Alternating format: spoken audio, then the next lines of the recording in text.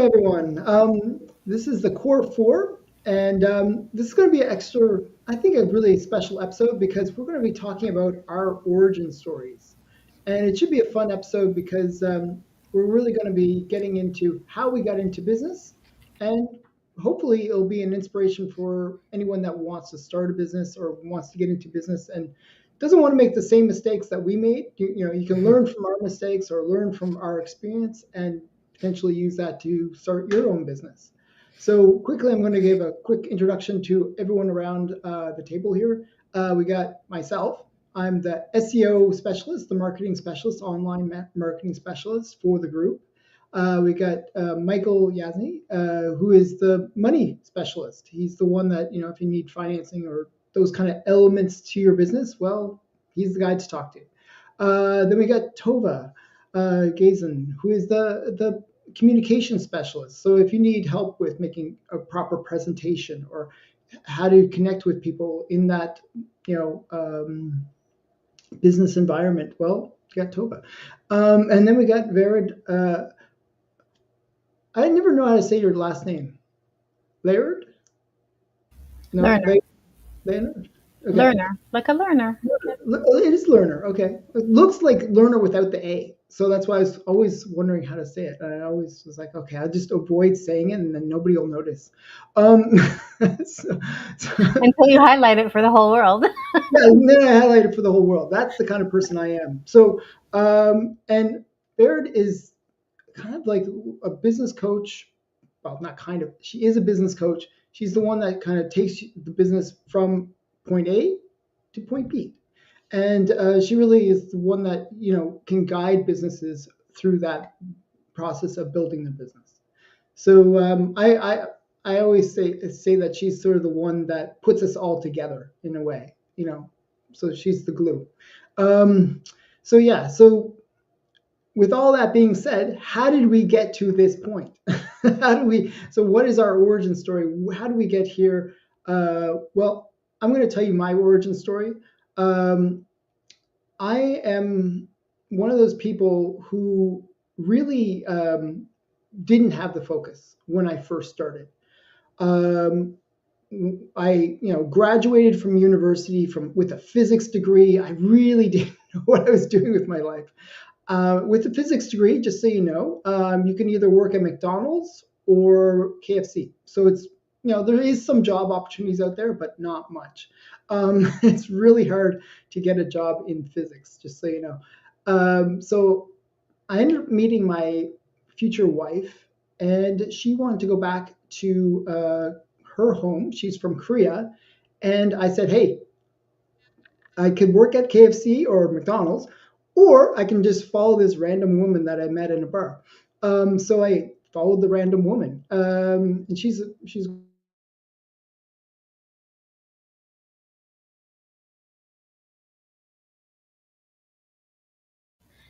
So we seem to have a technical issue, and Alan is frozen.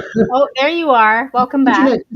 Internet. So I just told you the whole meaning of life and everything. Oh my goodness. And then my internet dies. So I hope you now know how to solve all the mysteries of mankind. And but yeah, so I went to Korea.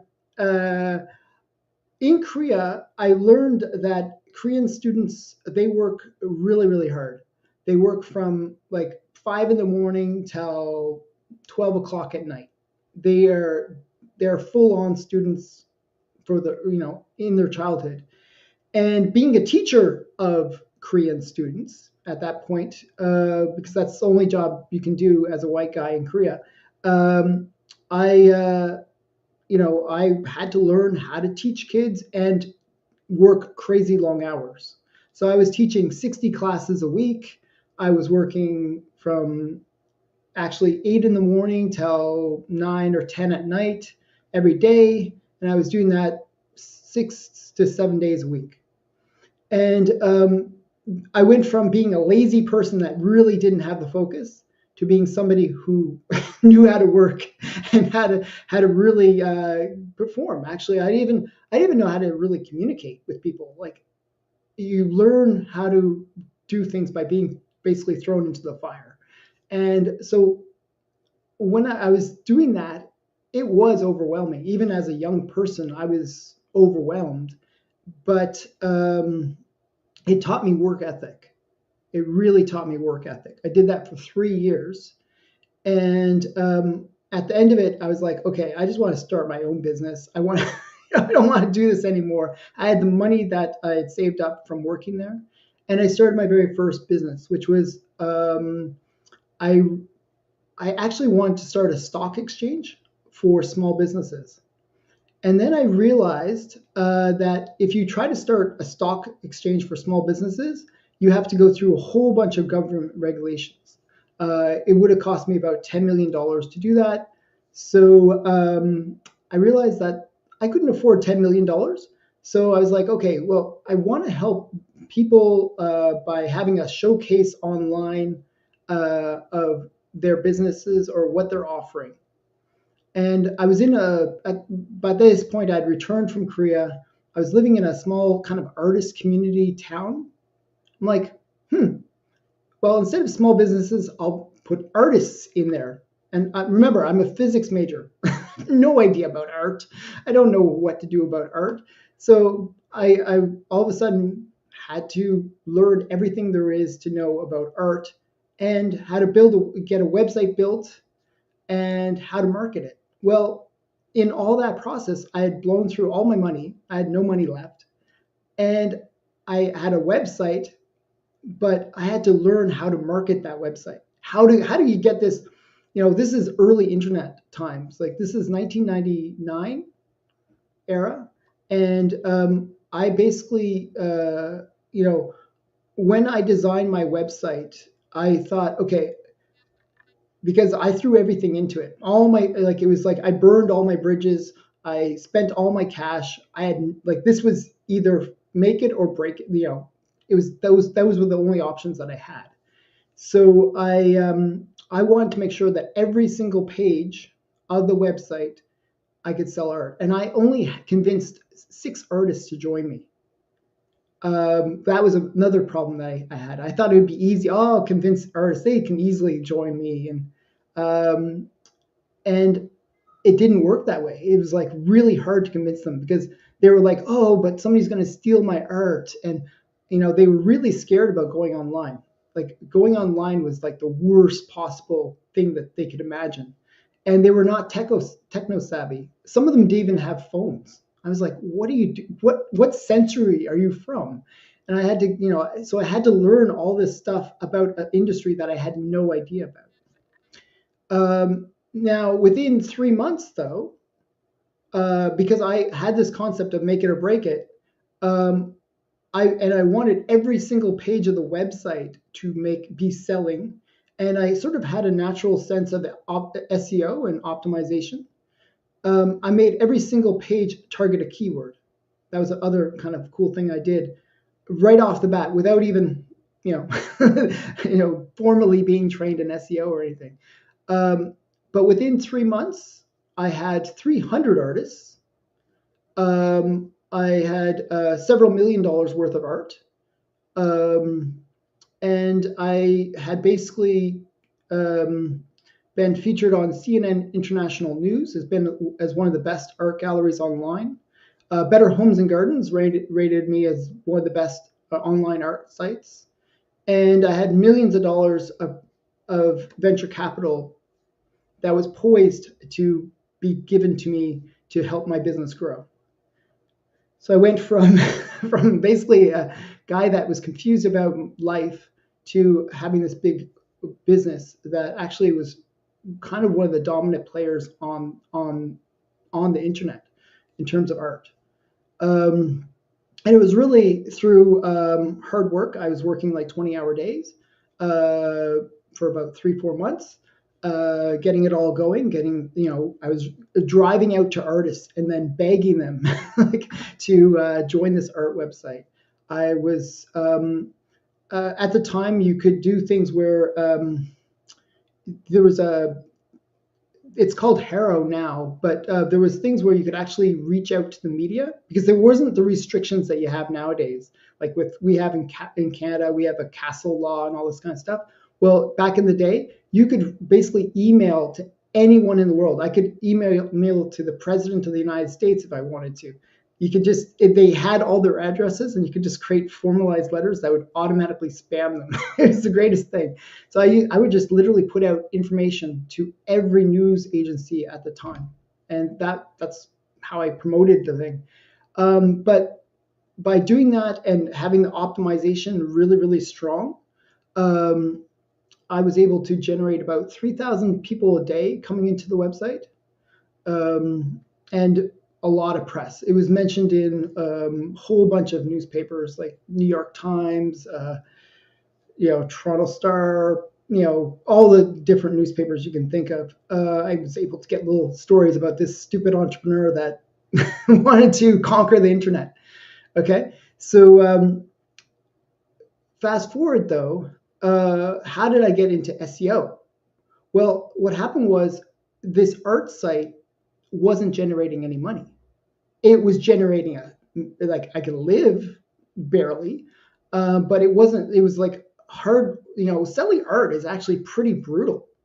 You know, here I'm trying to sell, like back in the day, you couldn't have like these full images that you have nowadays on websites. You could only have like a 300 pixel image, like about this big, and you're trying to sell something that's, the artwork was anywhere from $100,000 to $300. So there's sort of that range. Actually, one piece was $200,000, and it was like this big that you have to decide whether or not you want to spend $200,000 to buy. Really hard to convince people to do that, even if you send lots of people to that page. So it was really hard to sell art. But what happened was I was getting a lot of attention. And people were reaching out to me and saying, hey, look, I see that you did this. Can you help me with my website? I'm like, sure. And I just, help random people with their businesses. And it became more and more that situation where, I helped this one financial company. And after a few months of working with them, I was helping them generate millions of dollars per month, just off using my marketing ideas. So I'm like, okay, well, the art thing doesn't really seem to pay that well. How would I do this SEO thing? So I closed the art website and moved on. I went to the next opportunity, and I kept on, and that's where I am now, where I just kept on working with companies, helping them grow their businesses. And since then, I've done about 3,000 businesses online where I've marketed them and helped them grow. And I went from being a one-man show to having now about 20 employees. So it's one of those things, like it's just, you don't know where you're going to go sometimes, but sometimes you just have to go with the flow. Like if I had said, oh, I'm just going to, stick with the art thing, even when it's not successful. So sometimes I made it successful to a point, but that wasn't the point that I wanted to be at. And I wanted to go further with it. So I had to realize, hey, maybe it's not working. I want more for myself and for the amount of time I'm putting into it. So I went to that next level where I said, okay, what am I actually offering? What am I better at? Where's the money? And then I went to where the money was, and I kept on growing. So these are the kind of the lessons that I learned. First, one of the luxuries you have when you're young is we have lots of time. One of the luxuries we have like when we're older is we have lots of experience. You have to make that shift from just throwing a lot of hours at something to really showing that experience that you have, and then valuing your time. And that was the big shift that I made within my business. And it's a crazy origin story. A lot more details, a lot of stuff happened in that time period. But this is the quick overview of some of the stuff that I did. It was a pretty crazy journey, actually. I've been doing business since, as I said, since 1998, actually, but all the way up till now. So, and I've been pretty successful at it. So that's my origin story. I'm going to get Tova to go next. Tova, tell us your origin story. Thank you, Alan, and I love your story. Every time I hear it, I hear something different, and I appreciate you, and I appreciate all of you. So my story starts. I was about 5, and I saw that my parents were struggling, and I knew that people did lemonade stands, but I decided, yes, a lemonade stand's good, but I want to upsell. So I made cookies, and I sold cookies, and then I sold brownies, and I made a lot of money. And that was how I started my serial entrepreneurship from an early age. And I decided I was going to be a doctor. I really wanted to be a doctor. So from grade 1 onward, I would read medical journals and would watch any type of video, which at that time wasn't really videos, it was on a different type of source, but anything about open heart surgeries, because I was going to be that great cardiologist. Long story short, I wanted to pay my way through university and I became a swimming instructor because my core values of my whole life is to help others. And to be a doctor, you got to help people. So have to know first aid, you have to know CPR, AED. And I paid my way through university being a swimming instructor, and I made $75 an hour in backyard pools back in the 80s, which was a lot of money then. But I was able to pay my way through university and not have any debt whatsoever. And I did it myself. Long story short, I kept falling into businesses. Now, I say falling into businesses because there'd be fork in the roads, and I'd always take the one that was the hardest to get to. So I owned a swim school. It was an opportunity that fell in my lap. I owned an indoor pool with a swim school and an indoor playland. And I thought, yeah, this is far from being a doctor, but this is kind of fun. We'll do this. And there was an opportunity to do presentations, and I absolutely hated presentations. I was on TV and they said, talk slower. And I would talk fast, really fast, really fast. And I was terrified. I couldn't eat anything before. Anytime I did a presentation, they honored me as women in business on newspaper, on the radio, and on TV. And I absolutely hated it. And I knew that this was something I was going to be good at eventually if I practiced. And I practiced and I practiced. And I love doing presentations, but I did it for other people. I helped other people spread the word of what they could do really, really well. And I was like the Wizard of Oz. I was the wizard behind the curtain, promoting others and not promoting myself. But on every time I would promote somebody else, I would get promoted too. And all along the way, I was giving back to the community. So I did charity fundraisers. And every time I did a charity fundraiser, 10 times the business came to me. And I took on a partner. Now, some of you, having a partner is a greatest idea. But if it's the partner for your life and you don't have a great agreement, beware. Buyer beware. Do not take on a partner unless you have some sort of agreement in place. And my partner for life, in my personal life and my business life, he took me for lots of money. And we're talking hundreds of thousands of dollars. Now, back up a little bit. I would help businesses get from the 750K mark to over a million. And we're talking early 90s. This was a lot of money then. This is not like now. And my business got over the $1 million mark easily, but people got greedy and started taking money. And I got sick. I'm a 6-time cancer survivor, and I got sick and I allowed my business to go down. And if you fail at business, you have to get your feet and stand up again, and you have to move forward. And you can't look in the rearview mirror all the time. You have to look at that forward facing when you drive. You have to look forward through the windscreen. You can't just back up all the time. And it took me a long time to come from that. So I started a new business, and I had 4 young kids, and I was paying for everything for them. And I knew I had a huge why. I knew that I had to take care of them, and there was nobody else going to be taking care of them. And I did it. I did whatever it took to get them to be safe, to have food on their table and clothes on their back. And I did another business, and it was a great concern. I really enjoyed doing it. It was event planning. It was doing presentations for people, but I wasn't attracting the right people. And again, it's my fault. I was picking and choosing, but the more I asked for, and I would get the money. I would, if I hated somebody, and I say hate, somebody I didn't really want to feel that was meeting my core values, I would charge them an absorbent amount. And guess what? They went with those amounts, which is it's just odd. But I never said no. I had a hard time saying no. No was never a thing. Ask me a question, say please, and I'll say yes to you. But this business wasn't feeling right. So I had to take another fork in the road. And doing communication and helping others with my core values intact were always the thing. And in the back of my mind, I said, okay, how can I help the most amount of people?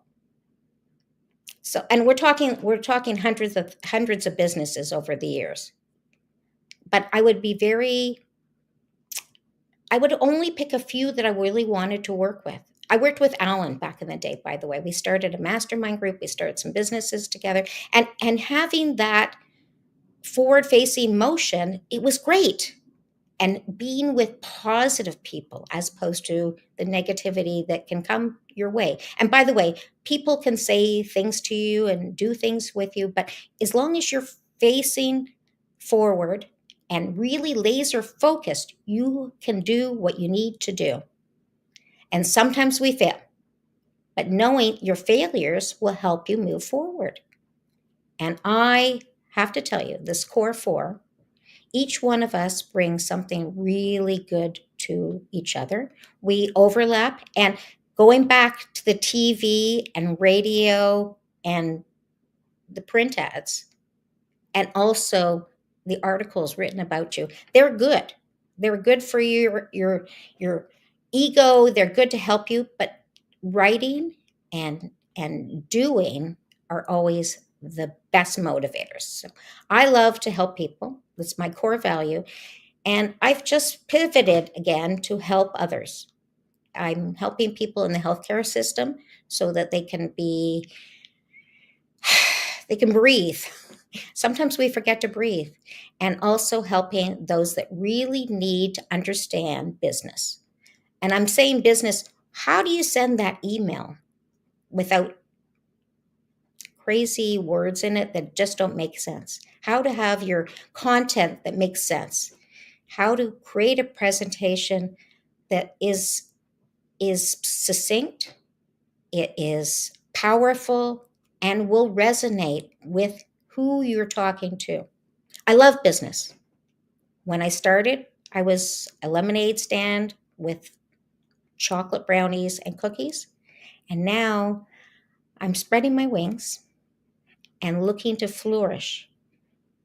But I'm very picky about who I work with. I love the startups. I love businesses that were thriving, that need a restart. And I love helping businesses that just want to see how they can change for the better. And going back to our core values is really important. And that's why the Core Fore, you have to listen, you have to hear, and use us and abuse us in a nice way. Thank you, Ellen.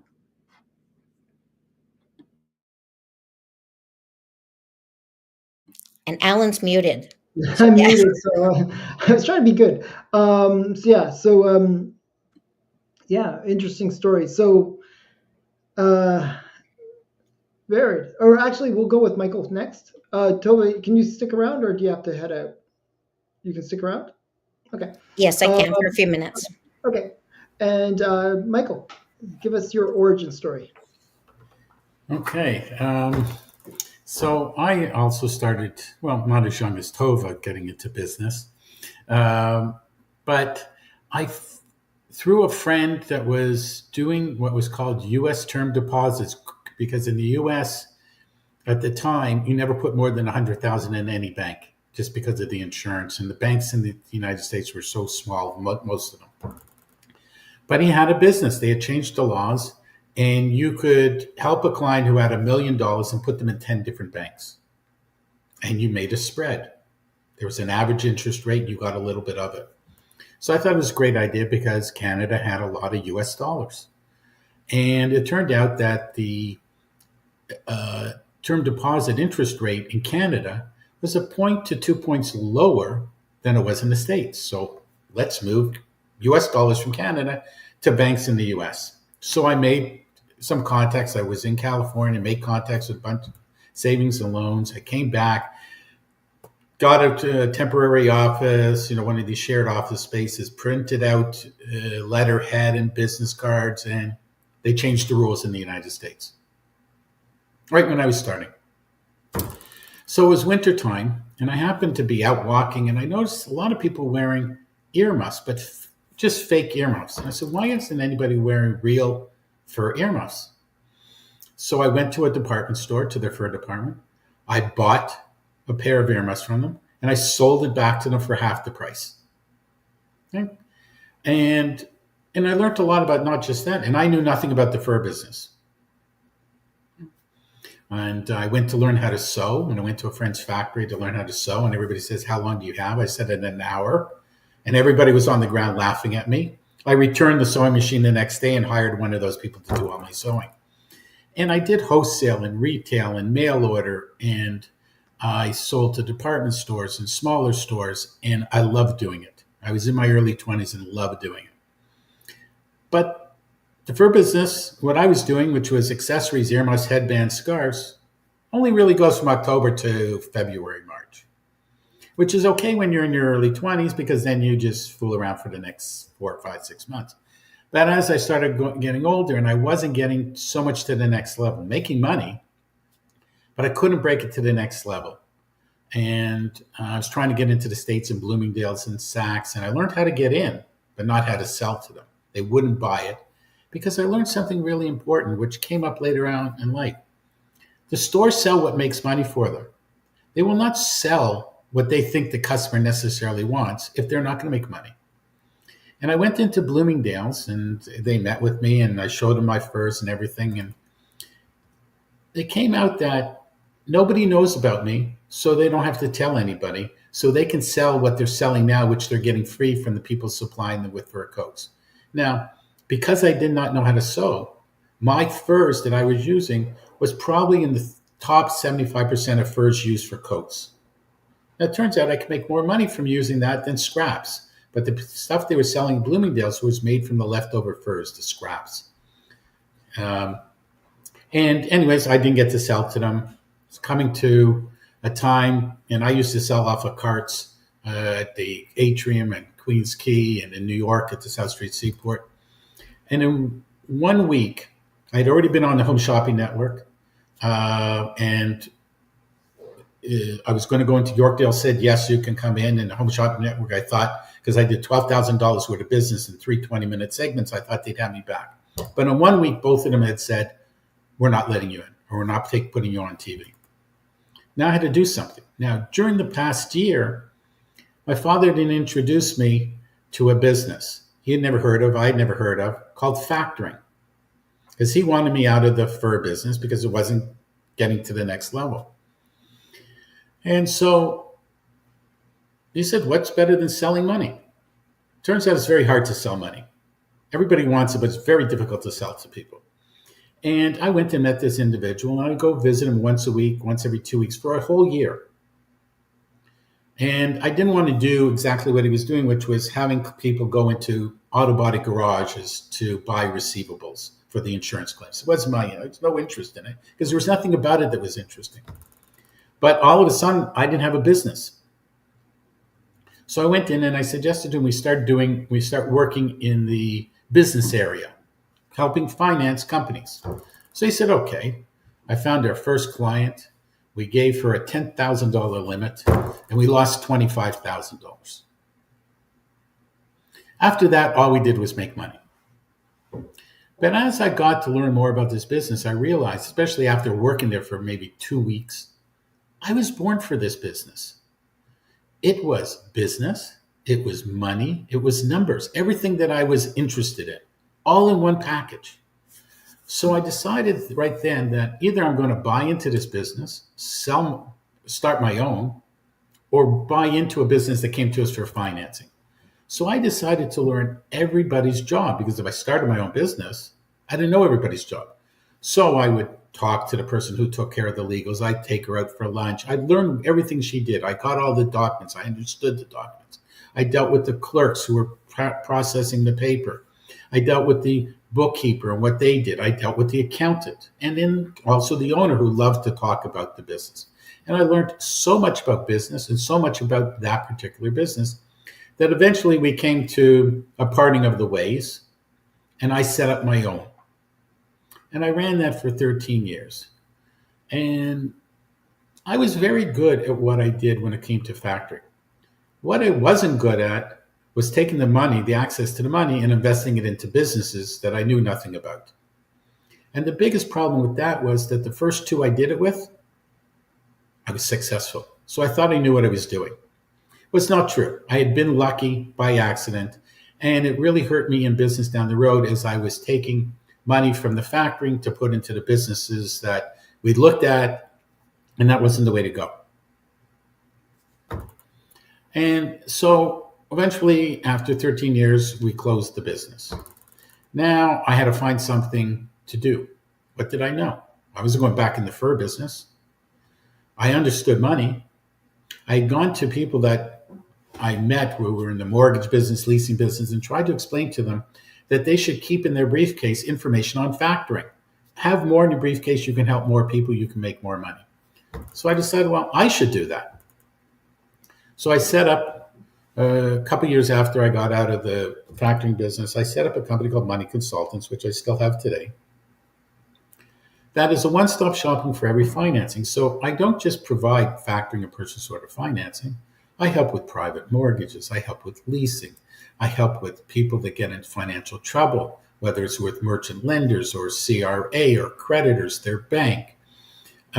Anything to do with money but a bank line of credit is something I help clients with. And I can sit down with them, and with my experience about financing and understanding about profit margins and how much you have to charge and when you say no to a company for business and you make more money saying no to them, and which ones you say yes to and which ones you give discounts to, and how you negotiate when your client is behind with their suppliers and they still need the supplier, and suppliers demanding the money and client doesn't have it and there's threats of lawsuits. How do you make those two companies come together and still work together when one owes and one wants to collect, and still make it worthwhile for everybody? So it's looking at a problem and finding the solution. And the more tools you have, the better and easier it is for you to find a solution. Now, I had to learn a lot. Being in the factoring business, you needed to understand three very important things: security law, you needed to understand bankruptcy law, and you needed to understand what's going to happen in litigation. Because that's just part of the course of doing business in the factoring industry. You are going to be involved in all those on a regular basis. But it opened the door for so many more things that I could do and look at and have opportunities to help clients. And that's what I look to do, is solve problems, fix businesses. That's what a fixed business. I'm a business fixer. And you can only do that through, like Alan mentioned, through experience. When you're young, and when I was in the fur business, I worked those 5-6 months, and I was working 7 days a week. I was working 14, 16, 18 hours a day. But as you get older, you get experience and you figure out things, right? And just little things you figure out quickly when you make a mistake. When I was in that fur business, if you've ever seen a coyote, their fur is 14 different colors. Well, you cut those up in little circles and you try to match them, you are going to get dizzy. So very quickly I learned I had to fix that problem. And what I did is I fixed it. So when I did the patterns on the skins to cut them, I had skin number 1, I had spot 1, spot A of it. So I knew when I opened them all up, I could put the skin back together, and they were all where those cuts were made, those circles were cut out. But these are things you learn through mistakes. It helped me with so many problems, things that I learned later on, that you never hire anybody until you can't physically do the work, because all you're doing is wasting money. And I learned the most valuable $2,000 lesson in the fur business when I hired 2 kids to do the work while I was watching TV, because I was the president of the company. And needless to say, I ended up having to do 90% of the work over that they had done. And I never, ever in any business hired anybody to do anything that I could do. It wasn't until I couldn't do it that before I would hire somebody. And you need to understand that when you are starting a business, money is tight generally. You're not going to get it from the bank, which was the first lesson in my fur business I learned. My father set me up with at the bank to go in for a line of credit. And they congratulated me on my business. And, what do I need? I need a $25,000 line of credit. Terrific. What do you have for security? And I said, well, I have this order from the department store and I'm going to do retail at this place. Well, that's terrific, but that's not security. I said, but they're going to pay. He says, we know they're going to pay. We don't know if you're going to deliver. And that was my first banking lesson. And I think I was really impressed that I was able to understand that at such a young age, that it helped me later on to explain to people what financing is about. How many people have come to me and said, I have an order for $1 million from Home Hardware and I need $500,000. That's terrific. I don't think anybody's going to give it to you. There's other ways to finance that order, but nobody's going to give you the money. They might have arranged the financing. And these are things you learn along the way that you get to pass along to the clients now. And we all have unfortunately, those decades of experience because we're all getting older. But we have that to pass along to our clients to help them succeed and not make a lot of the mistakes that we made or we saw others make. And that's what's so important, to be smart enough in business to reach out to others for help. People want to help, but they're not coming knocking on your door hoping you need help. You need to knock on their door to get the help.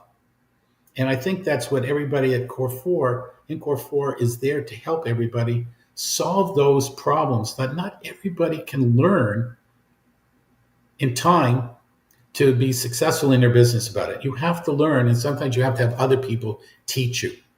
And you learn from everything, all experiences. And Tova mentioned never look back. I remember when I got out of the factoring business, out of my own business, I went to go see somebody I had a lot of respect for. And he said, too bad. Look forward. Forget about yesterday. There is no more yesterday. There's only tomorrow, today and tomorrow. Go forward. You have a long life to go. Forget about it. Whatever happened, happened. And it's so important.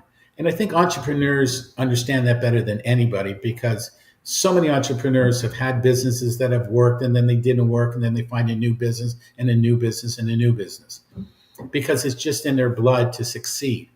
But none of us haven't learned lessons either by learning from other people or unfortunately learning the hard way ourselves. But we've also learned through that it's faster to seek out help than it is to fail and try to figure out how to solve it. And that's one of the hardest things to do. And that's what you get from experience.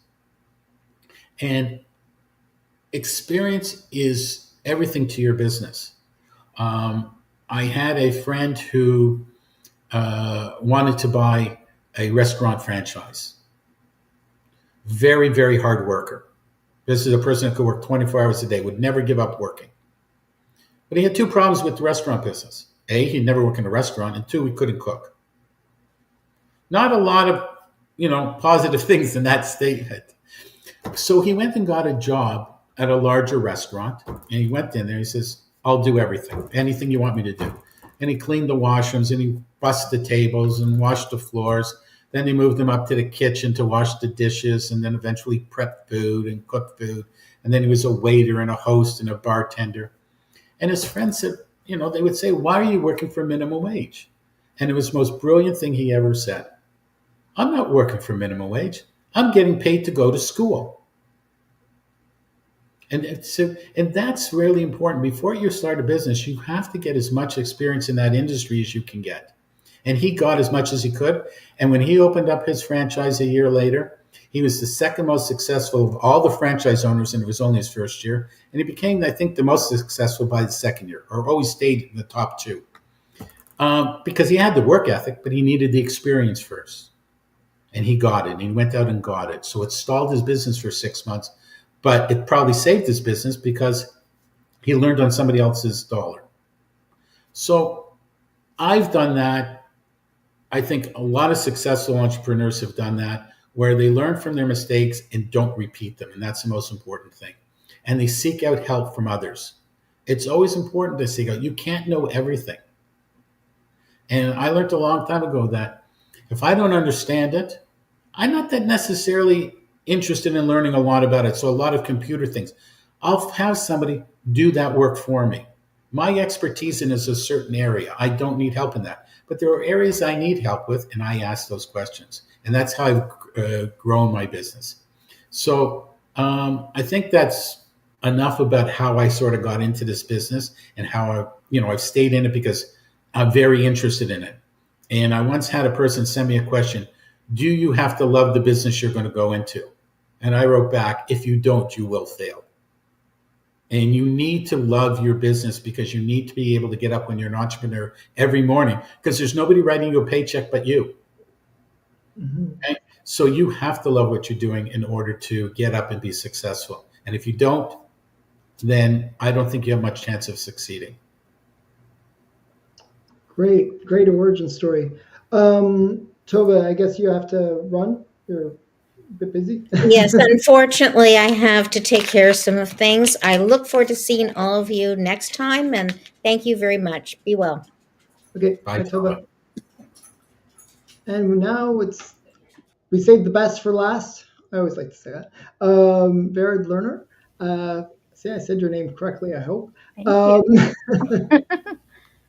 So yeah, so tell us your origin story. Yeah, I've just loved so much of what was said here. And just touching back on Michael's last point, that you have to love your business because you have to get up every day to make it work.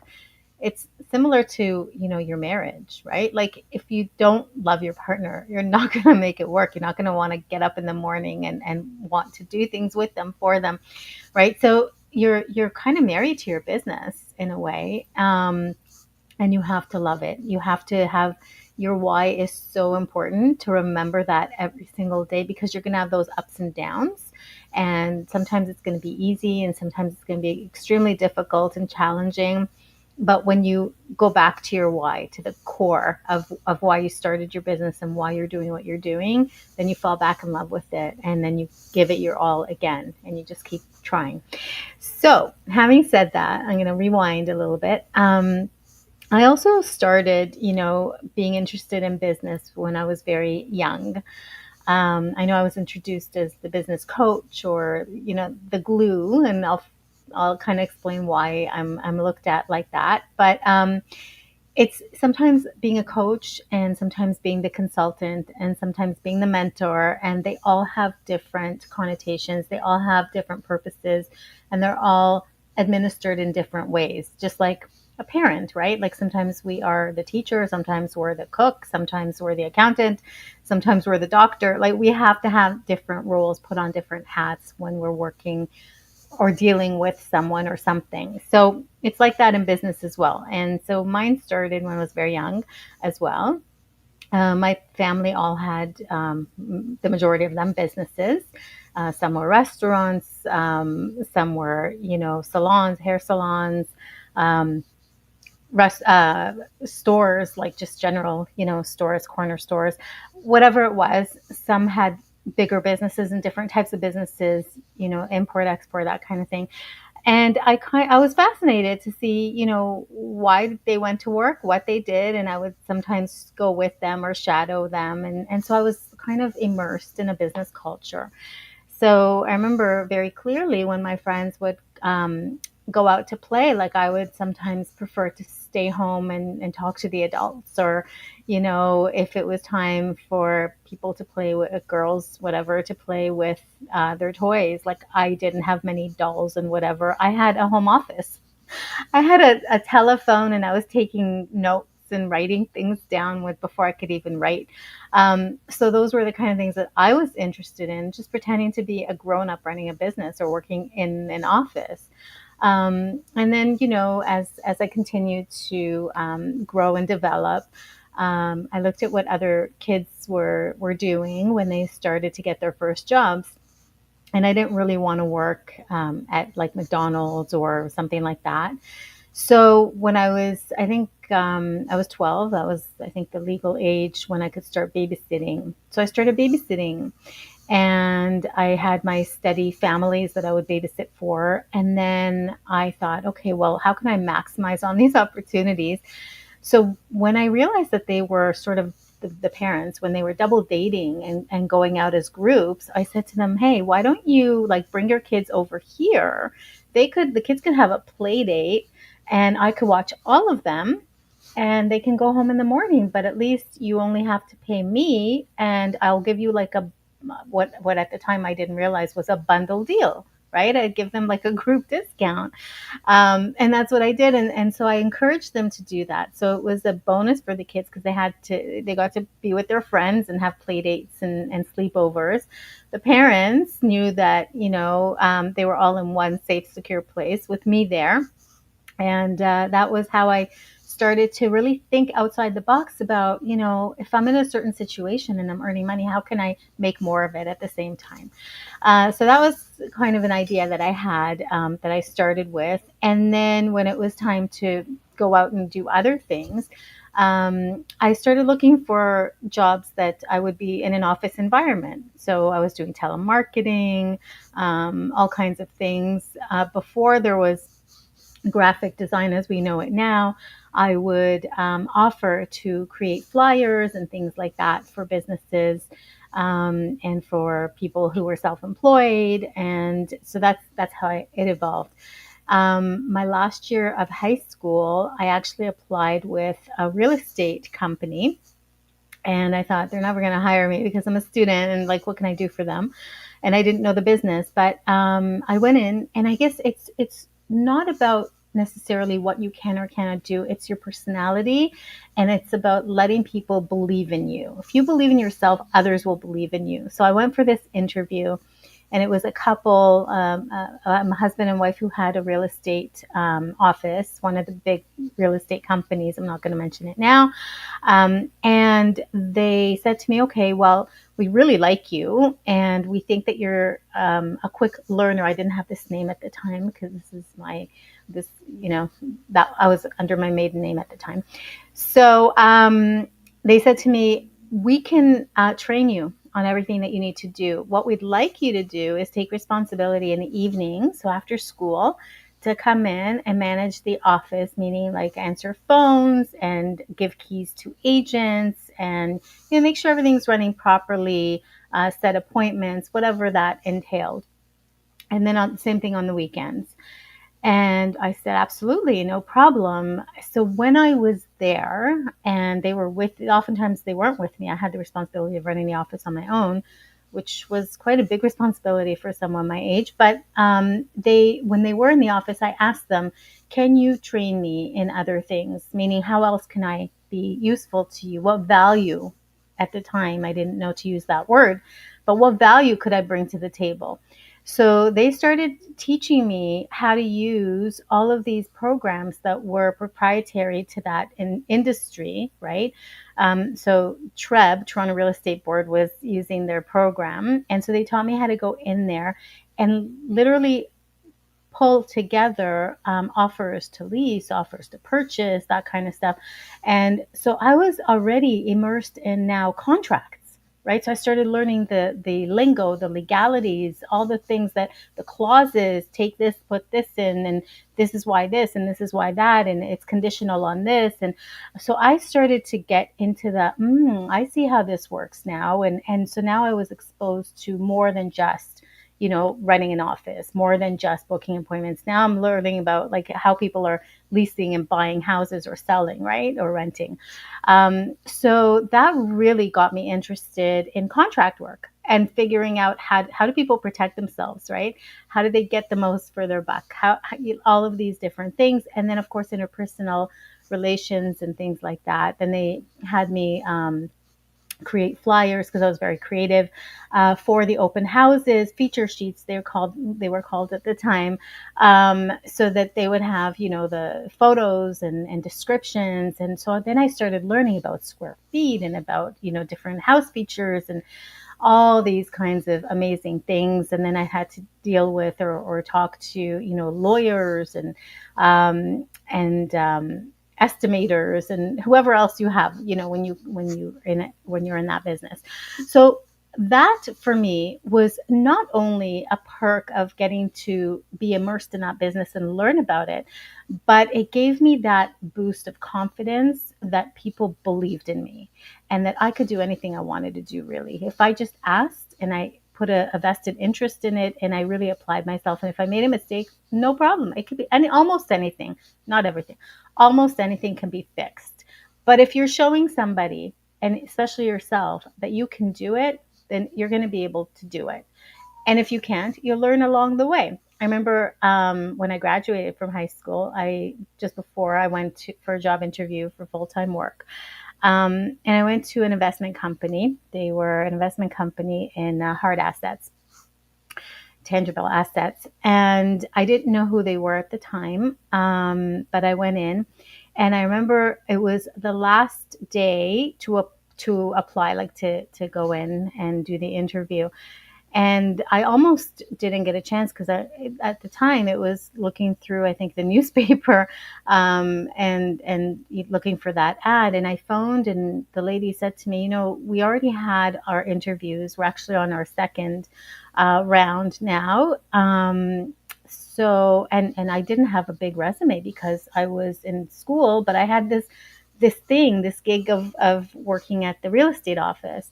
So I said to her, listen, I understand. I said, but just for me, like just to learn more, just for the experience of being interviewed and whatever, would you mind if I came in and spoke with you? And she said, you know what? I love that. Why don't you come in and talk to me? So here I am, this 18-year-old girl. And I go down Midtown. It was almost downtown, but Midtown. And I walk into this office and, hard assets, big investors. It was very posh. And I walked in and I was a little bit, not intimidated, but fascinated. And I met with this lady, and she had me go into her office, and I looked at her desk and I was like, this is interesting. There were two piles. One pile was like almost up to, her face, like here, but, on the side. And the other one was shorter. And I kind of had an instinct. So I said to her, are those resumes? And she said, yes. So we got so many.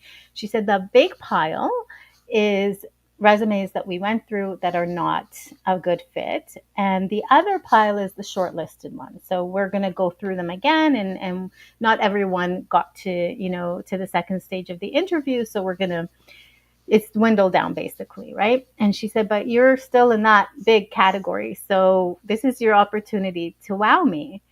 And I said to her, well, you told me that you already went through that, and now you're going to dwindle down even further with your second pile. And I just called you over the phone. So did I not already wow you?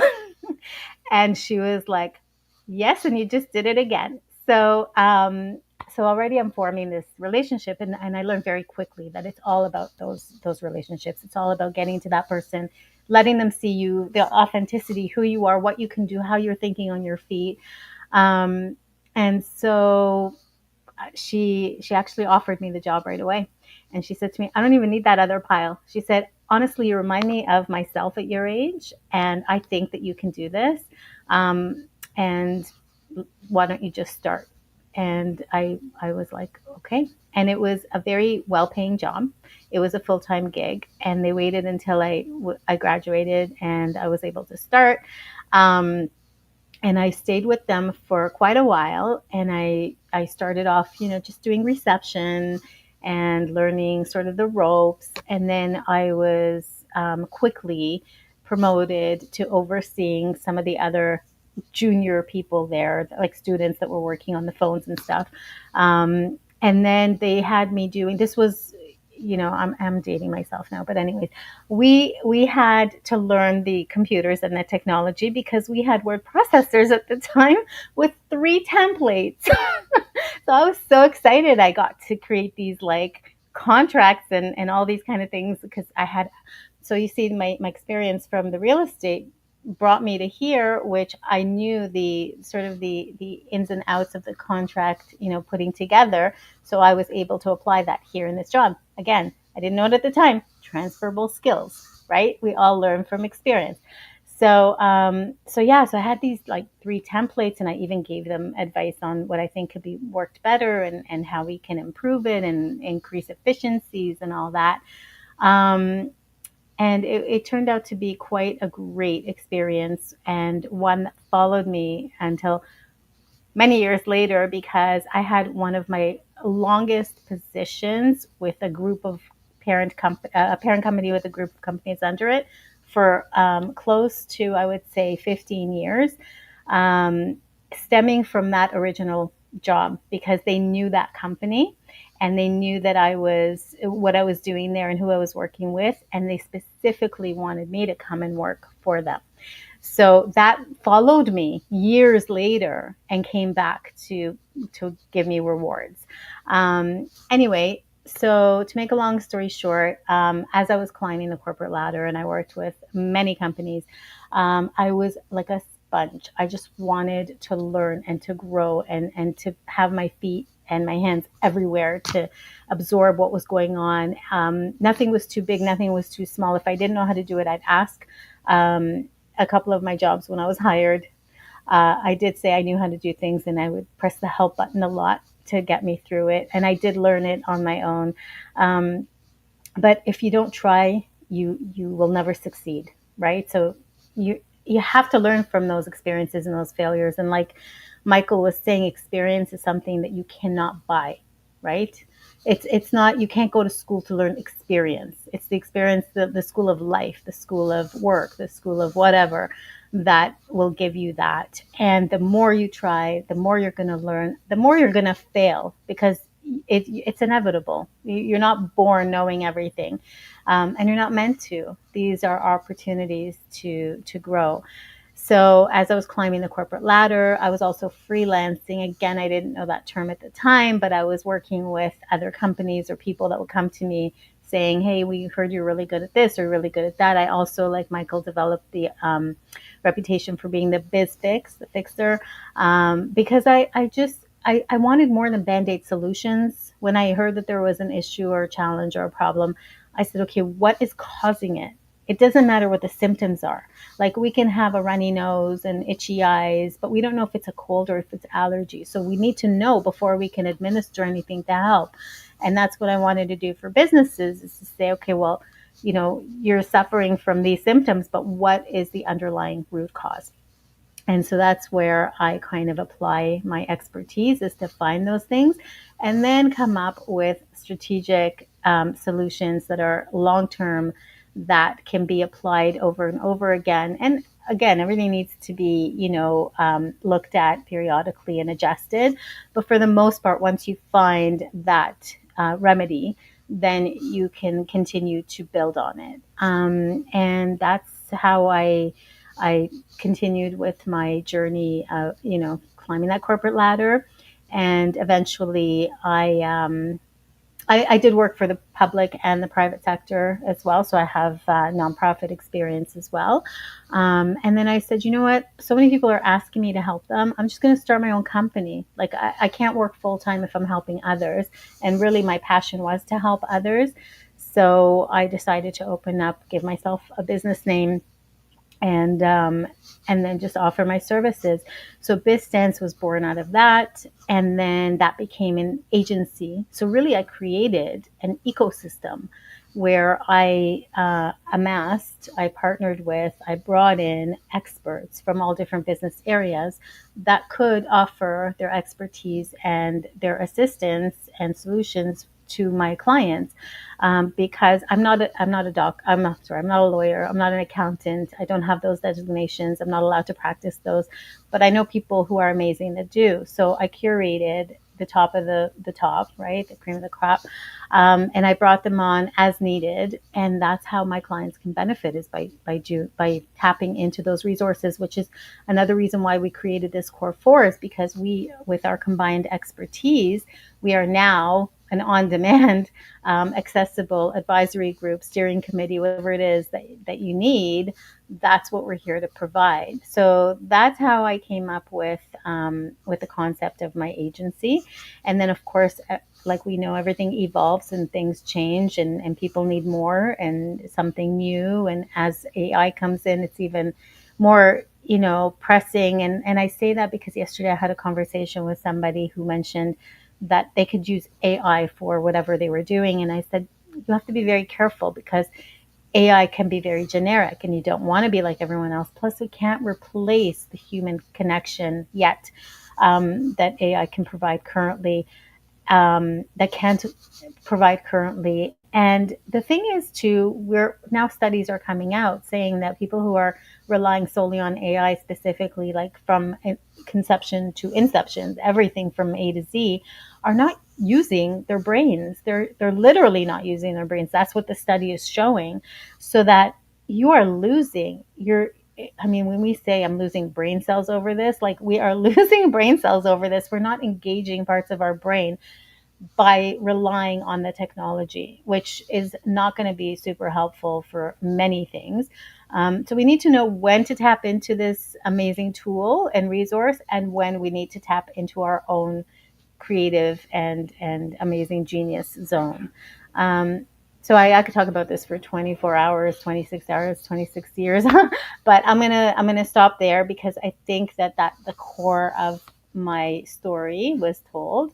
I do what I love to do, which is helping people and finding solutions and creative thinking, and just, my when somebody starts to talk to me, right away, that the entrepreneur brain just fires, like, oh, how can they do this? What can I add? What can they make better? That's what we're here to do, is provide value to our viewers and our clients. Great. So I love these sessions in a way because I get to learn a little bit more about each of you, and I think origin stories are always great for that because I think you know I think we all go through this as like just as people, like where we're the goofy kid that really doesn't know what we're doing, and then we sort of learn skills that make us a little less goofy each year, and just build up our talents and experience until we get to that point where we're not that goofy kid anymore.